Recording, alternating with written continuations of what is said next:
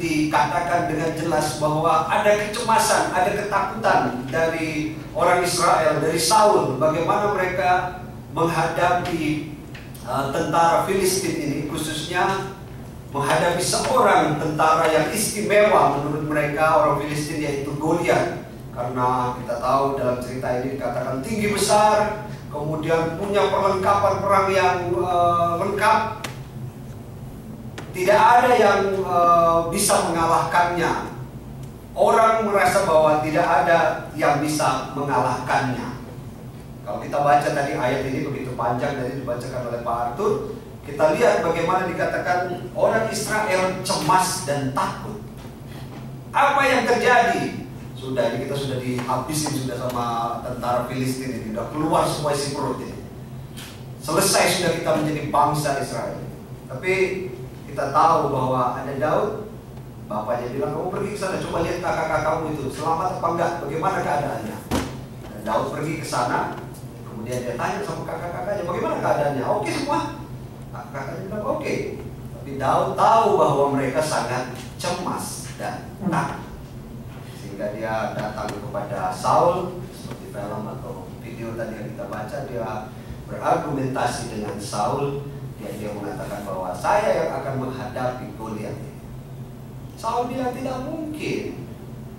Tidak mungkin kamu menghadapi orang ini. Orang ini sudah sejak lahirnya jadi tentara, jadi prajurit.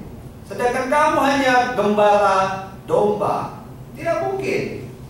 Tapi saudara yang dikasihi dalam Tuhan, ada 3 hal yang menarik yang Daud katakan kepada Saul.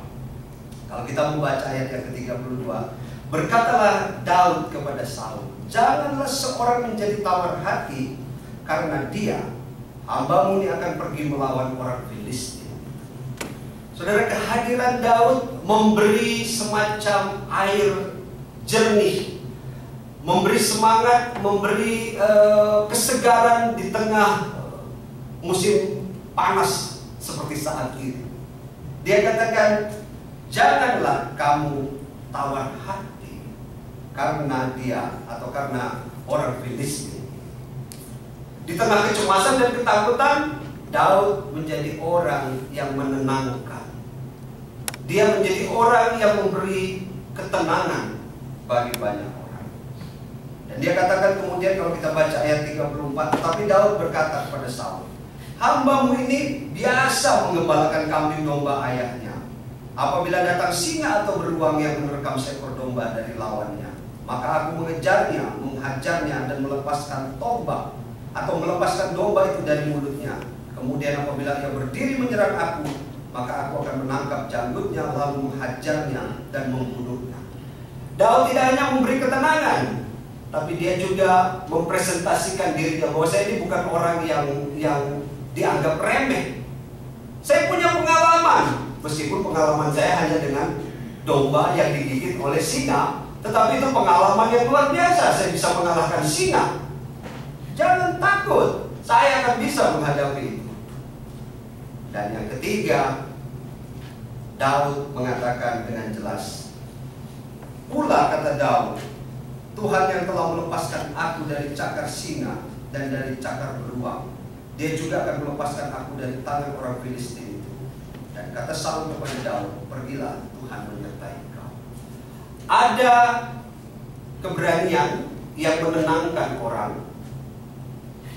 Ada pengalaman yang juga akan menjadi cara untuk kita bisa menyelesaikan masalah.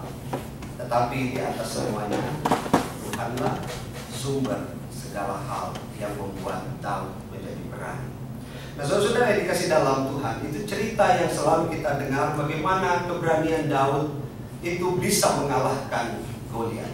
Tapi saya mau mengatakan satu hal yang penting bagi kita hari ini dalam khotbah pada saat ini.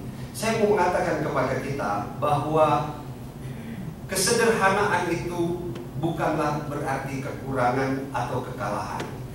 Saya mau mengatakan ini kepada kita, Daud tidak mengalahkan Goliat dengan pakaian apa tadi yang diberikan kepada Daud. Saul bilang, oke, sekarang pakai baju yang bisa menolong, yang bisa menopang, yang bisa memberikan kamu selamat. Saya mengatakan hari ini bahwa Daud mengalahkan Goliat itu justru dengan kesederhanaan, bukan dengan sesuatu yang luar biasa, alat-alat perang dan sebagainya. Dia mengalahkan Goliat dengan kesederhanaan. Saya mau merefleksikan ini kepada kita bahwa kesederhanaan itu bukan berarti kekurangan. Kesederhanaan itu bukan berarti kekalahan.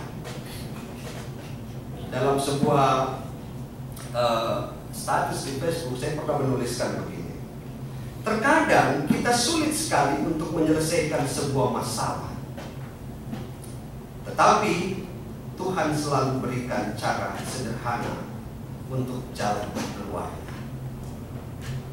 Kita terkadang sulit sekali untuk menyelesaikan masalah, tetapi Tuhan selalu memberikan cara sederhana untuk jalan keluarnya. Saudara, ini menjadi penting bagi kita hari ini. Mengapa menjadi sulit untuk menyelesaikan masalah? Karena kita menjadi tidak tenang, menjadi tidak fokus, dan akhirnya menjadi tidak kreatif. Kesederhanaan itu bicara tentang ketenangan, kesederhanaan itu bicara tentang fokus, dan kesederhanaan itu bicara tentang kreativitas. Daud tidak pakai lembing, Daud tidak pakai baju ketopong yang hebat, tetapi apa yang dia lakukan? Dia punya umpan, dan kemudian dia bagaimana? Mencari 5 batu yang licin, artinya batu yang tajam. Dia mencari, dia berkreasi, dia melakukan itu untuk bagaimana dia bisa mengalahkan Daud dengan kesederhanaan, dengan fokus, dengan tenang, dan dengan kreativitas yang dia miliki. Dan itu semua dengan kesederhanaan. Saudara, saya mau mengatakan ini tidak mengajarkan tentang fatalisme. Ya udahlah, kalau kita nggak usah bikin yang susah-susah, nggak usah menyelesaikan masalah itu dengan rumit-rumit dan seterusnya. Bukan begitu. Tetapi kita sering sekali tidak menghargai kesederhanaan untuk dapat juga menyelesaikan masalah dalam hidup kita. Angklung itu sangat sederhana, tetapi ketika dibunyikan dengan baik, dia menjadi satu nada-nada yang indah. Kita selalu lupa dengan kesederhanaan. Kita selalu lupa dengan nilai-nilai yang sederhana yang ada di sekitar kita, yang merupakan konteks kita untuk bisa menyelesaikan masalah. Kita kadang terlalu berpikir rumit, kita terlalu berpikir terlalu jauh, padahal ada nilai-nilai di sekitar kita, di keluarga kita, di hidup kita, di lingkungan kita yang bisa menyelesaikan masalah. Tahun 70-an NASA menjadi bingung. NASA Amerika, astronot bingung. Mereka mengirimkan astronot ke bulan. Mereka sudah lengkap semuanya, sudah oke semuanya, sempurna. Mereka bawa pulpen untuk mencatat segala hal yang ada di bulan ketika mereka nanti tiba di sana. Dan sampailah Amerika membuat sejarah bahwa mereka bisa menginjakkan kakinya di bulan. Tapi pada waktu mau mencatat dengan pulpen ini, apa yang terjadi? Dulu belum ada iPad dan sebagainya ya. Waktu mereka mau mencatatkan nilai-nilai apa yang mereka dapatkan, apa yang terjadi? Pulpennya macet. Kenapa pulpennya macet? Karena nilai gravitasi itu 0. Tinta itu tidak bisa turun, tinta itu naik terus dia. Gravitasi 0, orang tidak bisa menuliskan catatan-catatan itu. Akhirnya turun kembali ke bawah. Saudara tahu berapa jumlah atau berapa dolar penelitian yang harus dilakukan agar bisa pulpen nulis di bulan? 12 juta dolar pada saat itu untuk meneliti supaya pulpen ini bisa ditulis di bulan. Dan saudara tahu apa yang dilakukan astronot Rusia? Dia menggunakan pensil. Selesai. Saudara, berapa dolar besar yang kita harus habiskan atau NASA habiskan untuk penelitian ini. Tetapi hanya dengan sebuah pensil, astronot Rusia bisa melakukan itu dengan sederhana. Sebuah perusahaan besar di Jepang, perusahaan sabun, menghasilkan sabun dengan kotak. Di dalamnya ada sabun. Mesin-mesin itu akan berjalan menghasilkan kotak yang sudah di packing, sabunnya di dalam. Suatu waktu konsumennya komplain ke perusahaan besar ini. Perusahaan besar ini dikomplain karena waktu dia beli sabun, kotak sabun itu ternyata di dalam kotak sabun itu tidak ada sabunnya, kosong. Dia komplain kepada perusahaan ini dan perusahaan ini bingungnya luar biasa, membuat penelitian bagaimana supaya memperkecil kesalahan sabun di dalam kotak itu bisa tetap ada. Dan mereka membuat penelitian tentang sinar X dengan monitor dengan resolusi tinggi. Jadi waktu sabun-sabun itu dengan di dalam kotak sabun itu lewat di pabrik itu ada sinar X dengan monitor resolusi tinggi sehingga tidak ada yang lewat, semuanya ada. Meski begitu masih tetap juga ada yang lewat. Ada satu perusahaan tidak lebih besar dari perusahaan sabun ini. Dia juga mengalami hal yang sama. Bagaimana caranya supaya kotak sabun ini tetap ada isinya dan tidak ada yang komplain. Dia tidak punya penelitian, dia tidak punya biaya besar untuk melakukan penelitian. Karena begitu banyaknya dana yang harus dikeluarkan untuk menghasilkan sinar X dengan monitor resolusi tinggi. Apa yang dia lakukan? Yang dia lakukan sederhana sekali. Dia buat satu kipas angin yang besar. Kemudian kalau kotak sabun itu lewat, kipas angin itu tetap hidup, yang kosong akan mental. Karena kosong, tapi yang ada tetap bisa ada di sini. Hanya dengan kipas angin, tidak dengan sinar X dengan resolusi yang tinggi. Saudara, saya tidak mau mengatakan bahwa kita tidak perlu berpikir rumit dan tidak perlu berpikir susah-susah gitu ya. Tapi yang saya mau mengatakan adalah bahwa ada hal-hal yang sederhana yang kadang-kadang terabaikan dalam hidup kita untuk menyelesaikan masalah-masalah kita. Kadang-kadang kita perlu berpikir sederhana dan berpikir tenang dan berpikir fokus, dan juga itu akan menghasilkan nantinya sebuah kreativitas.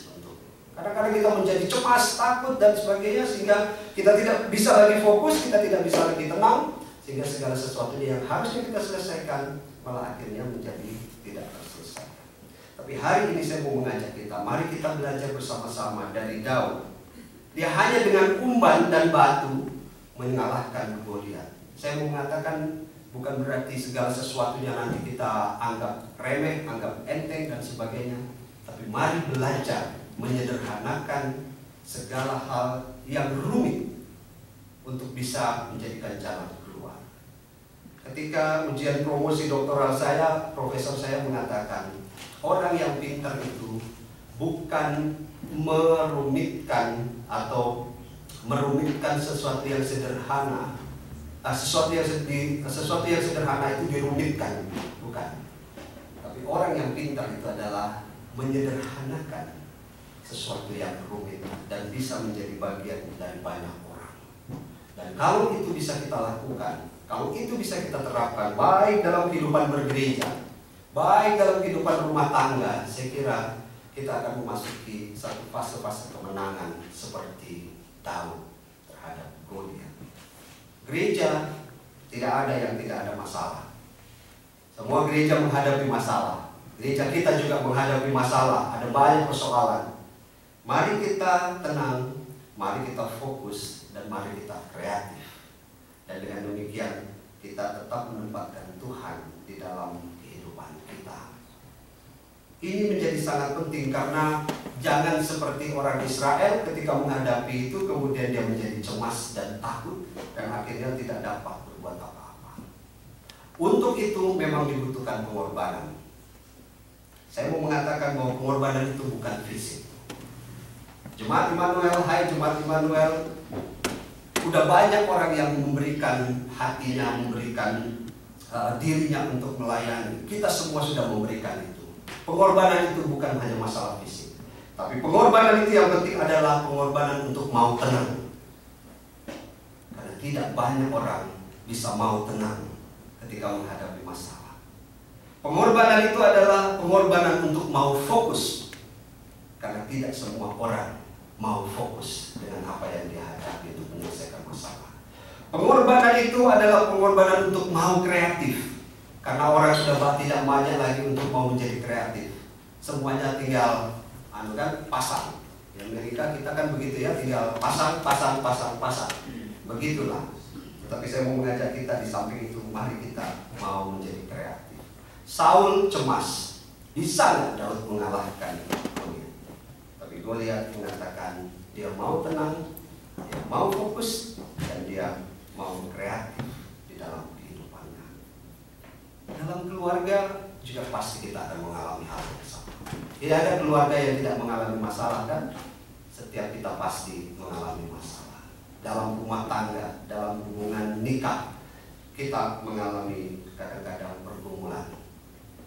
Sekian tahun kita menikah, ada pertanyaan tentang cinta dan perkawinan. Apakah cinta? Ya, apakah perkawinan? Saya kalau ditanya itu harus mikir lagi. Cintanya apa ini ya? Tidak ada. Cinta tidak ada. Perkawinan, wah ini bagaimana ini perkawinan ini? Tapi kita bisa belajar hal sederhana dari Plato ketika berguru dengan Sokrates. Plato bilang kepada Sokrates, apa itu cinta? Sokrates gurunya bilang begini, kamu pergi ke ladang gandum sana. Dalam perjalanan ke ladang gandum dari sini sampai di sana, kamu harus berjalan lurus. Dan petiklah satu batang gandum dengan bulirnya yang menurut kamu paling baik. Plato berjalan ke ladang gandum. Dia tidak menoleh ke belakang atau kembali ke belakang. Waktu dia melangkahkan kakinya satu langkah, dia melihat ada satu bulir gandum, batang dan bulirnya itu yang bagus. Tapi ada 10 meter lagi yang dia harus lalui. Dia pikir bahwa di sana itu pasti akan ada yang lebih bagus dari yang sekarang. Dia berjalan lagi, dia lihat ada yang lebih bagus. Dia kurang 5 meter. Dia pikir bahwa di 5 meter ke depan dia akan dapatkan satu bulir gandum dan batang gandum itu yang lebih baik. Dan benar dia dapatkan. Dia ada 2 meter lagi, dia akan berpikir bagaimana ini, saya harus ambil atau tidak. Sampai akhirnya dia memutuskan untuk tidak mengambil apapun. Dia datang kepada Sokrates. Sokrates tanya, mana bulir gandum dan batang-batang dan bulir gandum yang terbaik yang kamu miliki? Tidak ada. Saya tidak bisa mengambil atau tidak mengambil bulir gandum itu. Mengapa begitu? Karena saya berpikir bahwa ada yang terbaik, ada yang terbaik, ada yang terbaik. Sokrates bilang, dia tanya, terus apa itu cinta? Sokrates bilang, itulah cinta. Cinta itu bukan kita dapat pungut di luar. Karena cinta itu ada di dalam hati. Cinta itu tidak pernah kita bisa dapatkan dalam perjalanan panjang kita. Kemudian seperti kita pungut sesuatu. Tapi cinta itu selalu ada di dalam hati kita. Antara saudara, suami, istri, dan saya dengan istri saya. Itu bukan cinta, itu bukan kita pungut di luar. Kita cari yang terbaik dari luar untuk membuktikan bahwa saya mencintai istri saya. Tapi cinta itu adanya di dalam hati Bapak, Ibu, dan saya bersama pasangan kita. Sangat simpel, sangat sederhana. Plato tanya lagi, apa itu perkawinan? Sokrates bilang, kamu pergi ke hutan, kamu tebang satu pohon yang paling baik. Seperti biasa, tidak boleh kembali ke belakang dan harus berjalan lurus. Plato pergi, dan kemudian dia punya pengalaman. Tadi saya tidak dapat apa-apa, tapi dia jalan, dia hanya mendapatkan satu pohon kecil yang biasa saja dibanding pohon-pohon yang lain. Tapi kemudian dia potong pohon itu dan kemudian dia bawa. Dia sampai kepada Sokrates. Sokrates tanya, kenapa kamu ambil pohon yang ini? Ada banyak pohon yang bagus, ada banyak pohon yang baik. Kenapa kamu ambil pohon yang ini? Sokrates, Plato bilang, saya tidak mau mengulangi seperti yang lalu, saya tidak bawa apa-apa kepada kamu. Tapi saya membawa yang paling baik, yang saya miliki, yang saya pahami, yang saya mengerti. Sokrates bilang, itulah perkawinan. Saudara, jangan mengharapkan kesempurnaan dalam kehidupan perkawinan kita setiap waktu. Tetapi setiap saat harus menjadikan perkawinan itu menjadi yang terbaik bagi kita. Kadang-kadang tidak sempurna. Kita mau yang sempurna dengan pohon-pohon yang lain. Kita mau sempurna, istri saya harus dengan body yang demikian, suami saya harus dengan rambut yang demikian. Karena istri saya kemarin sudah protes rambutnya potong-potong. Saya potong jadi potong rambut. Mau sempurna, tapi ketika salah potong marah juga. Terlalu pendek ini katanya. Bagaimana? Tidak ada yang sempurna. Tapi ambillah itu menjadi yang terbaik setiap saat. Kita tidak perlu menjadikan perkawinan itu menjadi sangat rumit dalam diri kita untuk hari ini dan masa depan. Tapi kan jadikan setiap hari itu menjadi hari yang terbaik bagi kehidupan dalam pernikahan kita. Dan itu tidak membutuhkan sesuatu yang rumit. Itu membutuhkan sesuatu yang sangat sederhana. Cinta ada di dalam hati, dan apa yang ada yang terbaik yang kita miliki dalam hidup kita. Saudara, mari kita belajar tentang kesederhanaan dalam segala hal yang kita hadapi. Itu bukan satu sikap yang fatalis, tapi dalam kesederhanaan itu kita belajar tentang ketenangan, kita belajar tentang fokus, kita belajar tentang kreativitas, dan di dalamnya semuanya itu Tuhanlah sumber berkat dan hikmat bagi kita. Syukur kepada Tuhan.